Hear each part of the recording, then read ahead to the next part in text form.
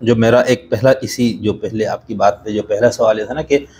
آپ نے یہ جو فرق فرمایا بہت خوبصورت ہے، تو جو ہمارے مذہبی علماء کو تو میں نے اتنا کلیئر نہیں دیکھا اس میں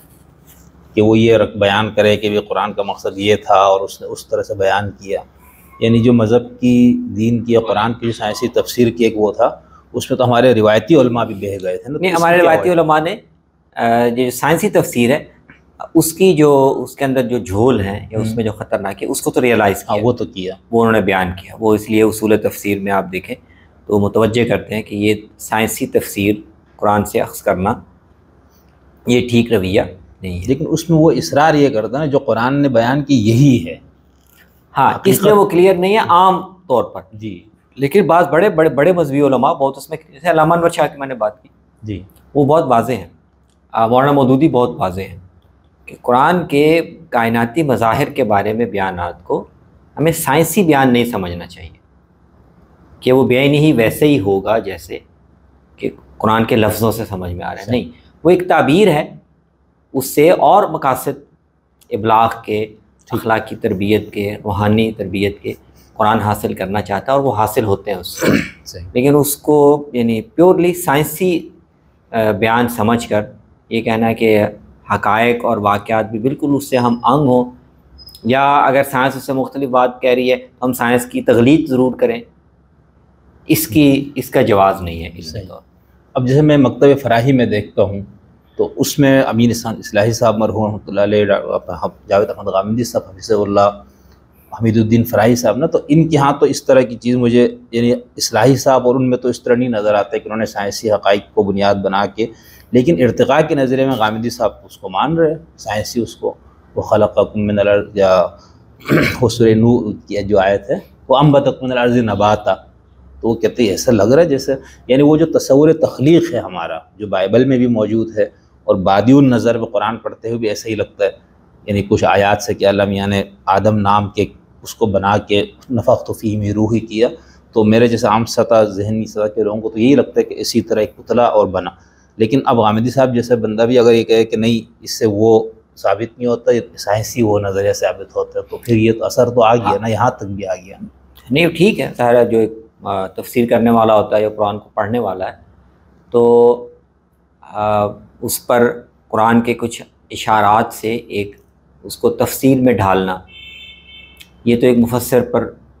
ایک مفسرین یہ کرتے ہیں. ہمارے پرانے مفسرین ہیں، آپ ان کے یہاں دیکھیں نا تو وہ قرآن کے جو اشارات ہیں یا اجمالات ہیں تو جستجو تو ہوتی ہے نا کہ ہم اس کی تفصیل جانیں. تو ہمارے پرانے مفسرین نے عموماً اس کو اسرائیلیات سے فل کیا. صحیح. وہ آپ کو صحابہ میں بھی دکھائی دیتے ہیں، تابعین میں. ٹھیک ہے، قرآن کے اجمالات کو اور اشارات کی تفصیل انہوں نے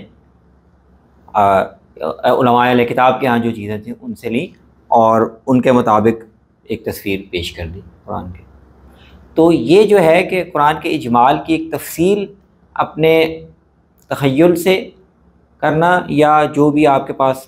معلومات ہیں ان سے کرنا، یا اگر آج سائنس ہمیں آج معلومات دیتی ہے تو ان سے ایک تصویر بنانے کی کوشش کرنا، بھی اس حد تک اس کو قرآن کی قطعی مراد نہ مانا جائے. صحیح. اور یہ نہ کہا جائے کہ قرآن ہمیں کوئی سائنسی حقیقت بیان کر رہا ہے. صحیح. یہ پوزیشن اگر نہ لی جائے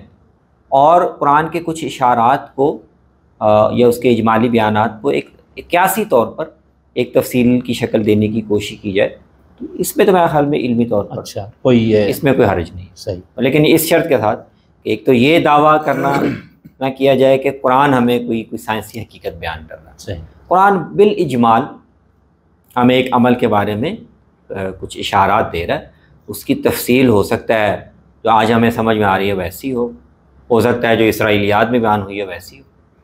ہو سکتا ہے ان سب سے بالکل مختلف ہو. تو اتنا ابہام آسمانی کی خدا ہدایت کی اس لیے کہ اس کا موضوع یہ نہیں ہے. اچھا ٹھیک. اگر تو اس کا موضوع یہ ہے کہ ہمیں ایگزیکٹلی پتہ چلے کہ انسان کی تخلیق کیسے ہوئی ہے، صحیح، اور یہ پتہ چلنا ہمارے یعنی کسی دینی موضوع یا ایمان کا کوئی موضوع ہے، پھر تو کوئی ابہام اجمال نہیں ہونا چاہیے. ٹھیک. یہ بہت واضح وہ یعنی ایسا بنیادی چیز. اچھا عقل اور مذہب کا بتائیں، یہ تو سائنس اور یہ ہو گیا نا، اس میں تضاد یا تعارض جو ہمارے ہمیشہ اس پہ یعنی قدیم علم الکلام میں بھی اس کی ساری بحثیں ہیں، تو وہ کیا تناظر ہے؟ یہ دیکھیں، عقل میں اور مذہب میں تعارض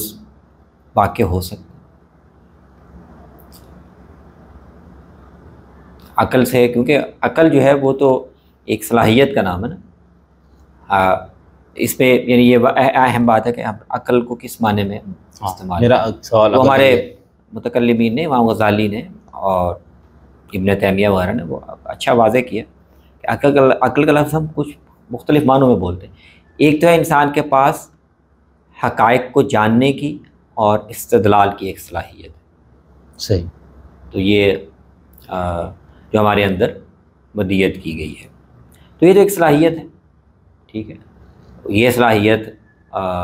کسی بھی کام آ سکتی ہے، وہ ایمان اور دین کے بھی کام آتی ہے، وہ ہمارے دنیاوی تجربات اور مشاہدات کے دائرے میں بھی ہمارے کام آتی ہے، نفع نقصان کی چیزوں میں فرق کرنے، صحیح غلط کو فرق، یہ جو صلاحیت ہے نا جو ہمیں کام آتی ہے۔ تو اس لحاظ سے تو کوئی تعارض کا یا تضاد کا سوال پیدا نہیں ہوتا، کیونکہ یہاں تو ہم عقل کو ایک ٹول یا ایک ذریعے کے معنی میں استعمال کریں۔ ہاں، جب اس ذریعے کو استعمال کر کے انسان کچھ نظریات قائم کرتا ہے یا کچھ چیزوں کو یعنی اصول وضع کرتا ہے، وہ کائنات کے سے متعلق بھی ہو سکتے ہیں، وہ اخلاقیات سے متعلق بھی ہو سکتے ہیں، مابعد الطبیعات سے متعلق ہو سکتے ہیں، وہ خود علم کیا ہے اور امکان علم ہے یا نہیں، وہ خود علم کے نوعیت اور اس سے متعلق بھی ہو سکتے ہیں، جی، وہ سوسائٹی میں کے لیے بہتر اور وہ کیا ہے کیا نہیں ہے نہ وہ، تو یہاں فرق واقع ہو سکتا ہے، کیونکہ یہاں تو اصل میں عقل نے کچھ چیزوں کو، تخیل کو بنیاد بنا کر، کچھ تصورات کو بنیاد بنا کر، کچھ اپنی جو انسان کی ریفرنسز ہو سکتی ہیں، ترجیحات ہو سکتی ہیں، پسند، ان کو بنیاد بنا کر، کچھ ثقافتی چیزوں کو بنیاد بنا کر، تو اور اس طرح کائنات کو دیکھنے یا جاننے کے یا اس کو اپنے تجربے میں لانے کے طریقے کیا ہیں، ان کی روشنی میں عقل نے کچھ نظریات قائم کیے ہیں نا، وہ بالکل ان میں تضاد ہو سکتا ہے۔ نہیں، جس طرح صاحب ہم فلسفے میں جو خالص ریشنل اسکول ہے ان کو تو ہم یہی دیکھتے ہیں نا، وہ یہ کہتے ہیں بھائی یہ قبل تجربی انسان کے اندر موجود ہوتی، وہ یعنی آپ مشاہدے سے، تجربے سے، معاشرے سے نہیں لیتے، یعنی عقل ایک انسان کے اندر ایک ایسی صلاحیت موجود ہے جو مکمل آزاد اور خود مختار ہے، اور وہ آپ کو حقیقت تک رسائی میں آپ کو وہ نامشہود کائنات سے متعلق افلاطون کا آئیڈیاز کا پورا تصور اور باقی بھی جو مثالیت پسند فلسفیوں کے ہاں نا، تو ادھر وہ عقل کو تو اس مفہوم میں نہیں لے رہے نا جیسے آپ کر رہے، یعنی ٹول کے طور پر لے لیں، یا آپ اس کو یہ کہیں کہ نہیں چونکہ عقل ان سب چیزوں کے سے متاثر ہو کر کوئی حقیقت تک پہنچنے کی کوشش کرتے، تو فلسفیوں کا دعویٰ میرے خیال سے ایسا نہیں ہے نا۔ نہیں، یہی لے لیتے ہیں نا افلاطون کا جو نظریہ ہے امثال کا، اسی کو لے لیتے ہیں۔ تو افلاطون نے ظاہر ہے اس کے پاس عقل ہے نا، جی، اور عقل سے ہی کام لے کر وہ اس سوال کو حل کرنے کی ایک کوشش کر رہا ہے کہ حقیقی عالم کیا ہے اور یہ جو ہمارے سامنے مشہود عالم ہے یہ کیا ہے، اس کی نوعیت کیا ہے اور دونوں کا باہمی تعلق کیا ہے۔ جی تو سارا کچھ وہ عقل سے ہی کر رہا ہے نا۔ بالکل، تو یہ جس صلاحیت جس سے وہ یہ کام لے رہا ہے، یہ تو ہو گیا وہ مفہوم جس کو میں نے پہلا بیان کیا، لیکن اس سے کام لے کر اس نے ایک نظریہ پیش کیا جی، کہ ایک عالم امثال ہے جو اصل ہے، اور ہمارے سامنے جو کچھ ہے یہ اس کی اس کا پرتو ہے یا اس کا عکس ہے یا اس کے ظلال ہیں، اور ان کی حقیقت ان میں نہیں ہے بلکہ حقیقت وہاں پر ہے۔ اب یہ کیا ہے؟ یہ ایک وضع کردہ تصور ہے نا، تو استعمال تو عقل ہوئی ہے، لیکن اس سے جو اس نے نظریہ وضع کیا اس کی تو کوئی ضمانت نہیں ہے کہ یہ واقعتاً ایسے ہی کیا ہے نا، کہ عقل جو کانسٹرکٹ تیار کرے، تو عقل کے استعمال ہونا اس کی کوئی ضمانت نہیں ہے کہ وہ جو کانسٹرکٹ ہے جو اس نے تشکیل دیا ہے، جو تصور وضع کیا ہے، وہ بھی یقیناً صحیح ہو۔ تو یہی اب اسی عقل کو استعمال کر کے اس کے شاگرد نے اس نے امثال کے تصور کی ارسطو نے امثال کے تصور کی نفی کر دی، اس نے ایک اور مفروضہ دے دیا. ٹھیک.